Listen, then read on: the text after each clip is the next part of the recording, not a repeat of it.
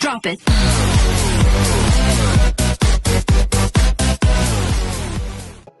Apakah itu daya?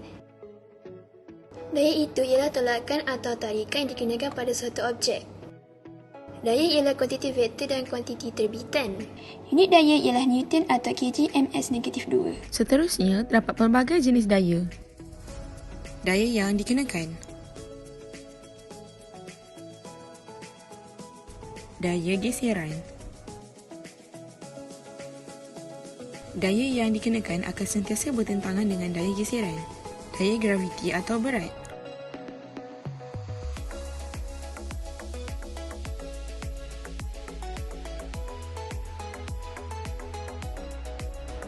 Daya normal.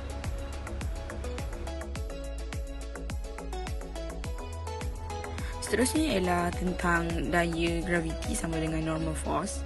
Okey, dekat sini dia kata kalaulah daya graviti tu menarik kita ke tengah pusat bumi, kenapa kita tak jatuh ke dalam tanah dan masuk ke dalam pusat bumi tu? Seperti yang kita tahu, terdapat daya graviti yang menolak kita ke arah bawah. Walau bagaimanapun, ada daya yang menolak kita ke arah atas dan bertentangan dengan daya graviti. Daya ini dikenakan oleh permukaan bumi. Daya ini dinamakan sebagai daya normal. Daya normal ini nilainya sama dengan gravitational force. Daya normal akan dikenakan oleh sesuatu permukaan hanya apabila sesuatu bersentuhan dengannya. Daya normal sama dengan daya graviti, cuma dia hanya bertentangan arah sahaja. So, dia punya daya bersih adalah sama dengan sifar.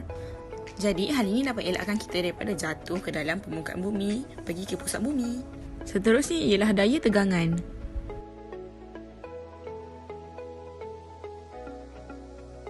Daya tujah. Daya seretan. Daya angkat.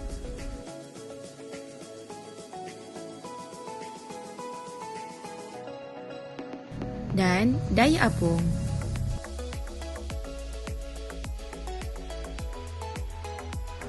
Kalau graviti tu wujud, macam mana balon udara panas ni boleh naik ke atas? Ianya disebabkan oleh daya apungan yang lagi besar daripada daya graviti. Kesan-kesan daya. Terdapat 3 kesan daya. Dan yang pertama ialah daya dapat mengubah bentuk objek. Yang kedua, daya dapat mengubah laju objek. Dan yang ketiga, daya dapat mengubah arah objek. Perubahan dari segi bentuk objek boleh jadi pelbagai. Objek boleh diregang, dibengkokkan dan juga dimampatkan. Dari segi perubahan laju, daya dapat memucutkan objek. Daya juga dapat memperlahankan objek. Jika daya mengubah laju dan arah objek, hal laju akan berubah. Ini kerana hal laju ialah kuantiti vektor yang diukur dengan laju dan juga arah. Apakah itu daya bersih? Daya bersih juga dikenali sebagai daya paduan. Daya bersih ialah gabungan daya yang bertindak ke atas sesuatu objek. Seterusnya kita akan belajar tentang daya seimbang dan daya tidak seimbang. Jika kita lihat contoh di sini, kuda bergerak ke depan dan mesti ada daya menyebabkan dia bergerak ke depan, iaitu daya tujah. Daya tujah mempunyai daya yang berlawanan arah dengannya. Jika kuda ini bergerak dengan hal laju yang mala, maka daya geseran dan juga rintangan udara adalah sama saiz dan juga sama magnitud dengan daya tujah. Kalau kita perasan dekat sini, anak panah dia adalah sama panjang adalah kerana daya-daya ini mempunyai magnitud yang sama. Dan sekarang, daya-daya ini telah mengalami keseimbangan daya. Ini adalah contoh daya seimbang.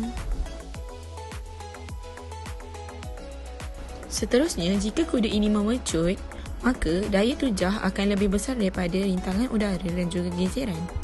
Maka anak panah untuk daya tujah lebih panjang. Hal ini akan menyebabkan daya tidak lagi seimbang. Seterusnya, mari kita lihat ciri-ciri daya yang seimbang. Objek akan bergerak dengan hal laju mala ataupun dalam keadaan pegun.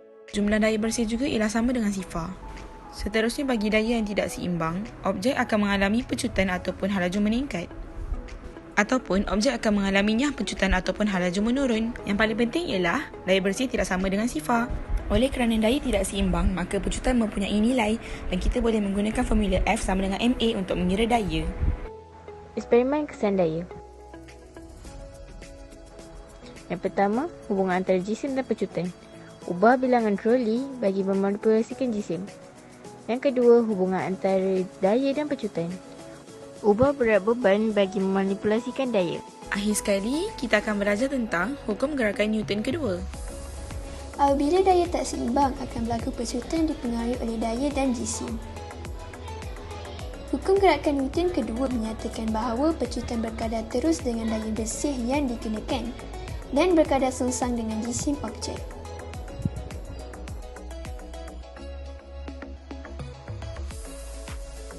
Daya bersih ialah hasil darab jisim dan pecutan, iaitu F sama dengan M darab A. Unit asas jisim ialah kilogram dan unit bagi pecutan ialah meter per saat kuasa 2. Jadi, unit bagi daya ialah kg/m², yang juga dipanggil Newton. Ini bermaksud apabila ada satu objek yang berjisim 10 kg dan mempunyai pecutan 10 meter per saat kuasa 2, maka daya bersihnya ialah 100 Newton.